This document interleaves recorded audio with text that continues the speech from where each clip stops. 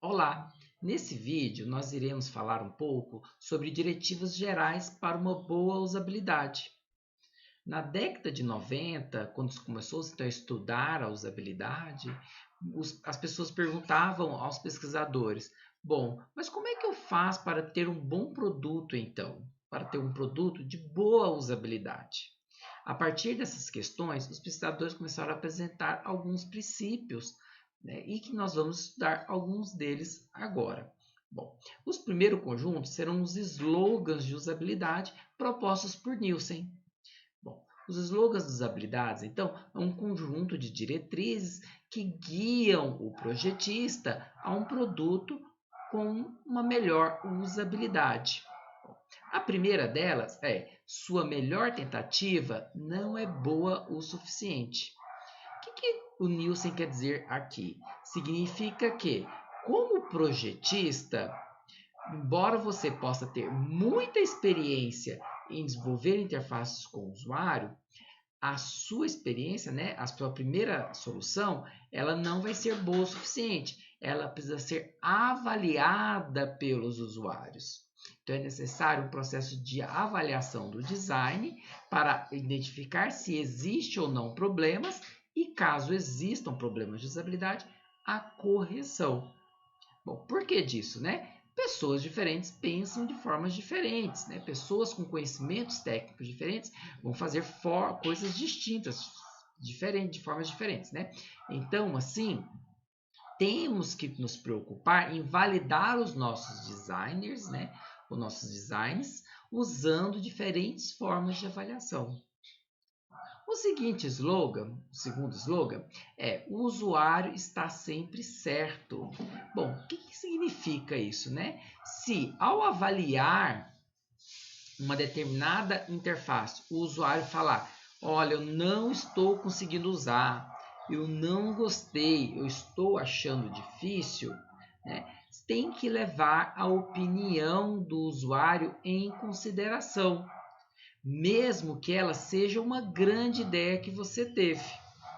Então, para nós projetistas, nós temos que aceitar a necessidade de modificar as nossas soluções de designs, né? Os nossos designs, e mudar a interface para que o usuário a utilize de uma maneira melhor e assim resolver os problemas que os usuários estão nos dizendo.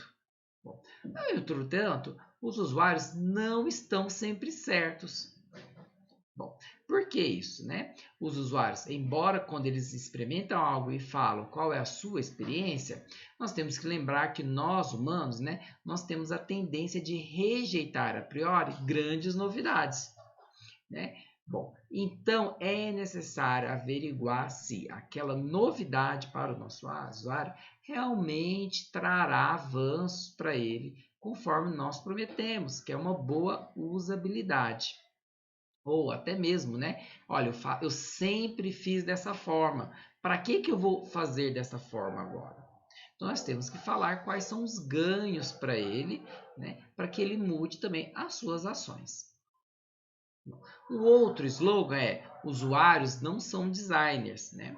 Isso entendeu-se porque começou-se já que é difícil projetar uma interface com o usuário, né? Vamos deixar com que o usuário, então, ele customize a sua interface.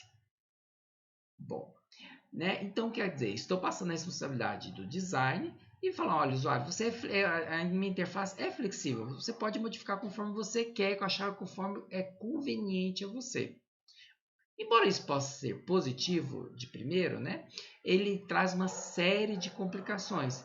Porque para padronizar a interface, eu vou precisar criar uma interface de desculpa, padronizar não, para customizar uma interface, eu vou precisar criar uma interface que possibilite a customização.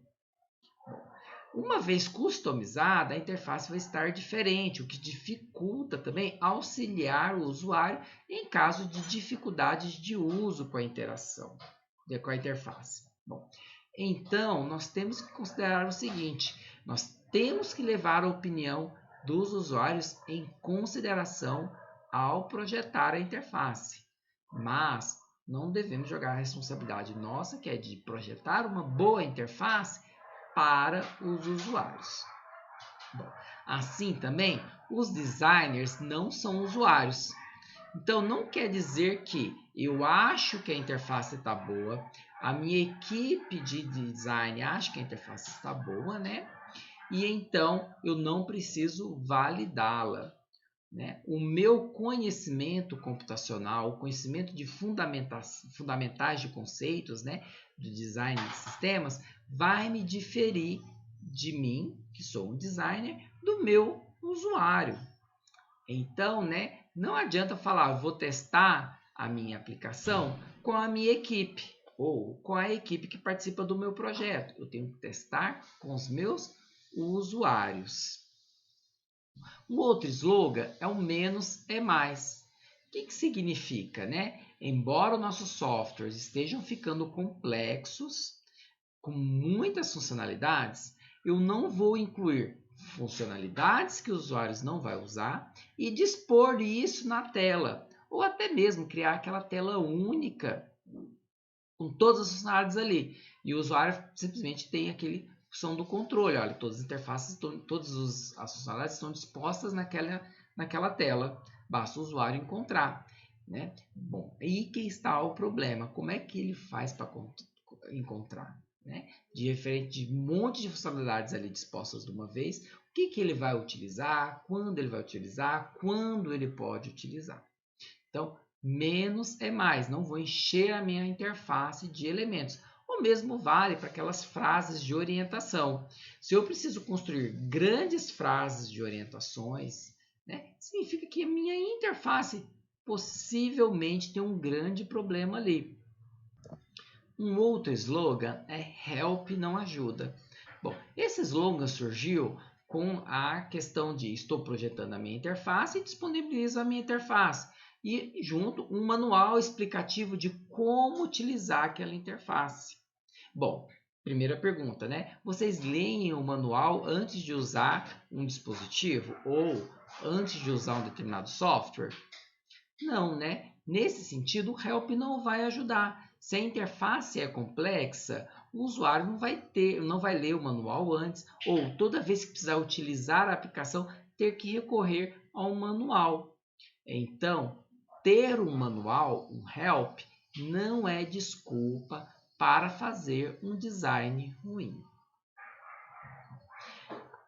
E também, além dos slogans, foram surgindo princípios de design, que foi com o objetivo de orientar os designers durante o processo de design. E ele pode ser utilizado também para avaliar e criticar ideias de protótipos. Esses princípios de design foram surgindo ao decorrer dos anos, né? Basicamente, muitos surgiram durante a década de 80 e 90. Né? E eles podem ser muito amplos ou eles podem ser muito específicos. Bom, vamos a alguns exemplos. Um dos princípios é a visibilidade e affordance.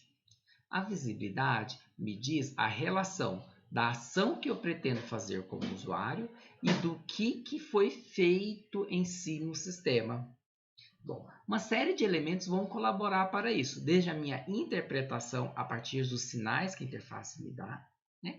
Frente também à minha análise do que foi me formado do sistema frente ao que eu fiz. Assim, a visibilidade, né, de um efeito de uma determinada operação vai indicar se a operação foi feita como o usuário pretendia. Nesse sentido também de visibilidade, nós temos que dizer que somente as informações que são necessárias que devem estar disponíveis.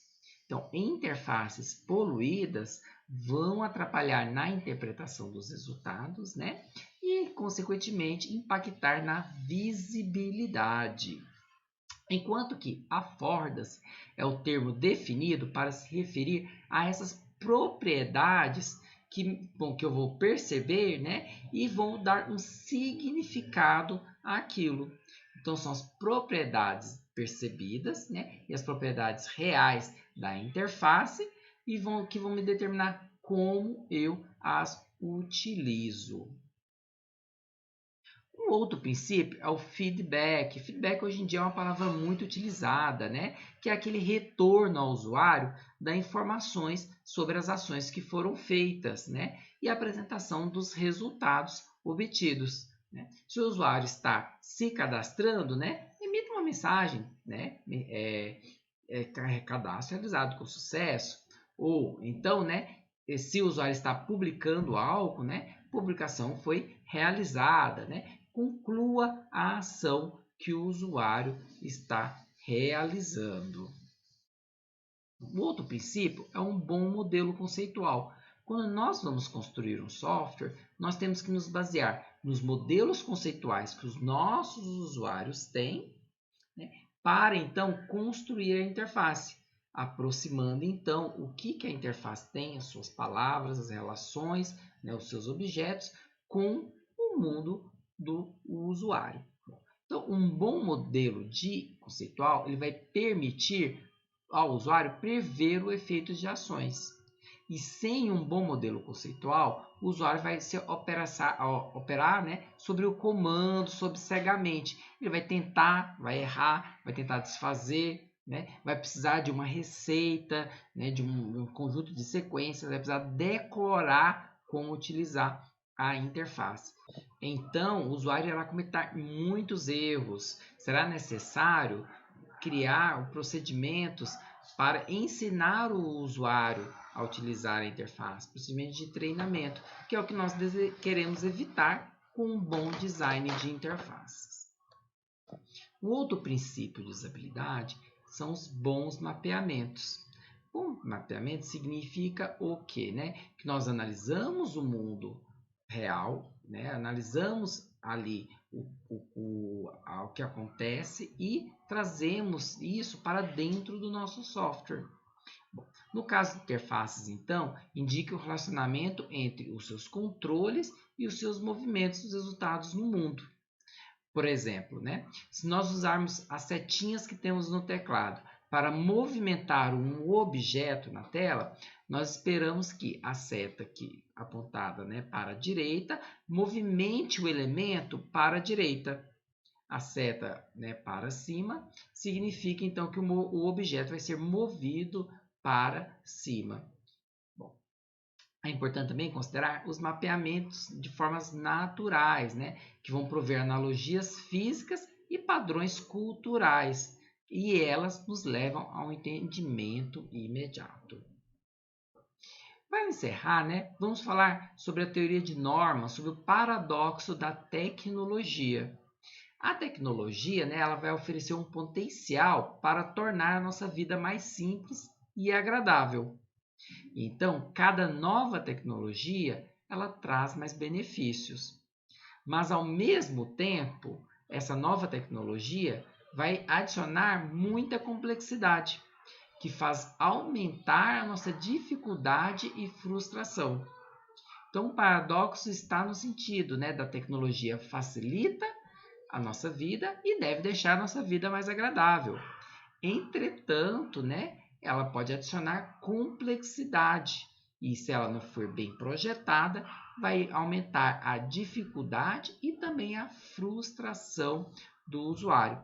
E como designers, nós temos que minimizar esses efeitos negativos da complexidade do produto.